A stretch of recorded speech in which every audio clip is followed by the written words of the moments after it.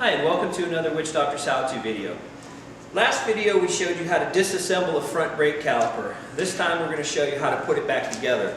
The reason we took it apart was because we were sending the caliper out for chrome. So they're back from chrome now. It's the same thing if you send us your caliper to get powder coated. Same thing, take it apart. This will be the same way you put it back together. So come on in and we'll show you what we're going to do. Okay, so we have our caliper. This is a front two-piece caliper. We just got it chromed. You can see our chrome is probably one of the best out there. 2-year guarantee on all our chrome. Most people, it's kind of unheard of in the industry, but it's a 2-year guarantee. So we're going to put the pistons back in these calipers. The one thing I don't remember if I told you or not, but the bolts that hold these calipers together, the bolts that go in here that we took out, these are stainless steel bolts.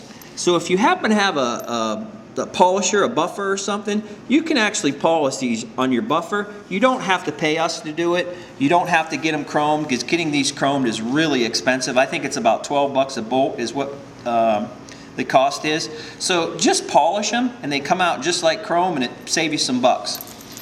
So that's just something. Now, if you remember the last time we told you put your parts in a bag. In this one we have front bleeder side pistons, and in this side we have the other side pistons. So that way you keep everything together. You know right where the spots were that they went, so you don't get anything mixed up. This is the non-bleeder side. So the way we mark them, so we know, is the bleeder side, which has the bleeder, this side, and the non-bleeder side doesn't have a bleeder, is this side. So a couple things to show you here. We had put the O-rings right on the pistons so they don't get crossed up with the other ones, so we know right where they came from. Now the one thing you'll notice, I'll take these O-rings off and show you. You can only put these in basically one way. It fits in that one, and it's way too big in this one. So you really can't cross those up. So the more important part is you're keeping the O-rings in the same spot. So that's the important part. And the other thing you notice is this is dished down in. You know, it's recessed down in. That goes down. That's the bottom. The top has the little dimple. You know, the recess goes down in, and the dimple was on top. So what you want to make sure you do is take some brake clean and wash all that stuff off first. Rinse it off, blow air through all the passages and everything, just to make sure everything's clean. We've done that on these calipers already, so we don't have to do it. Now, the one thing we're going to do is make sure you can wipe the O-rings clean, and you want to give them a good check and make sure there's no cuts, nicks, anything. And if you notice, one is skinny and one is fat, you know, so you really can't cross them up. Common sense kind of put it in the right spot in the caliper, but the fat one and the skinny one, the fat one actually goes towards the bottom of the caliper. The skinny one is at the top. So what I like to do is I use the brake fluid, the .4. Victory bikes take .4 brake fluid, so make sure you double check that for your model. But I like to use that as a lubricant on the O-rings. Don't use Vaseline, oil, grease. Don't use anything like that. Use the brake fluid that's supposed to be. You don't want to contaminate it. So get some oil on the O-ring. And you're just going to kind of pop it down in there. You want to make sure they don't twist when you put it down in. It goes in real easy. You can see it popped in. Smear that brake fluid around on there. And we'll pop this one in. Just got to kind of work it, get it into one groove, and then just kind of work it in. Pops right in. You can see how easy that was. Put some brake fluid in there. Smear it in there. Take your piston, smear some fluid on that too. Now these sometimes can be a bit of a pain, plus your fingers are slippery from the oil. But you just want to put it in there, and you want to kind of wobble it around. I like to kind of twist it too. And you want to make sure you get it in there level. And you'll see, once you get it, it'll pop right in. It goes right in, real easy. Sometimes they stick, they're a little bit harder to do. So you want to just, you know, don't force it. You don't want to tear those O-rings. They don't make a rebuild kit for these. So it's something you don't want to tear them. You're going to do the same thing to the other side. Lube up the O-ring. Pop it in. And again, make sure you look at it all the way around, that there's no twists in it. It should be nice and smooth. You should barely even be able to see it once it's in there. Once you look down in there, you should barely be able to see it. You know, you don't want to have it hanging out anywhere. Lube up the other piston. Make sure you put it in the right way. Put it in and kind of twist it.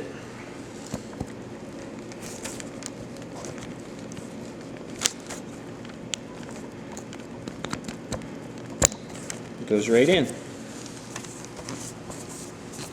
So that's all you do on that one. You're going to do the same thing on the other one.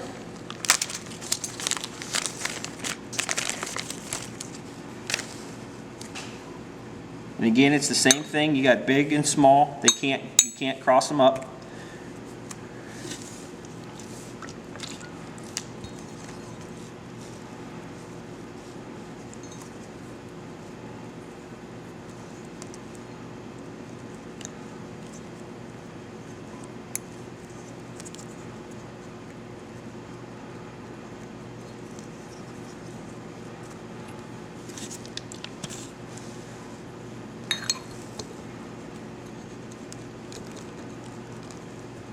This is just kind of a feel thing. You can feel it when it goes past the one.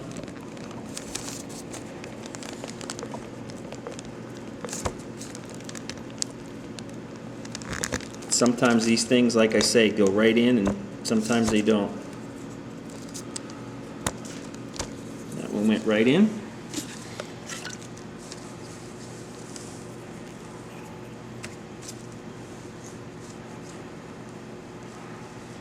I usually wear gloves when I do this to not get the fluid all over, but it's kind of hard to feel it without it. So make sure you have a rag, keep your hands cleaned up.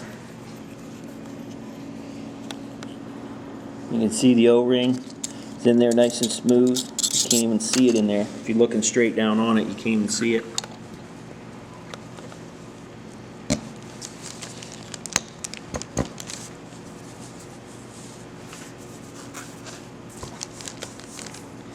Okay, that is, for the most part,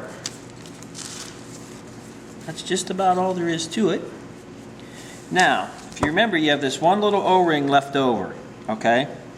That O-ring went in the non-bleeder side, okay?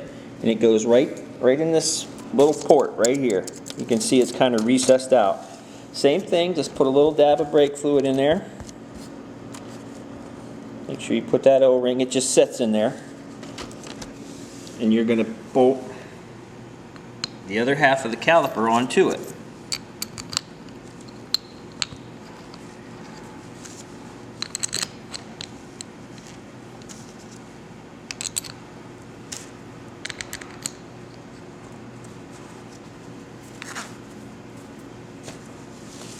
So much brake fluid on my hand, I can't even turn these.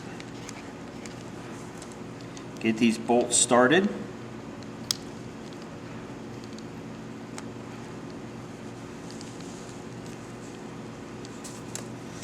Okay, so you're just going to tighten these 4 bolts up.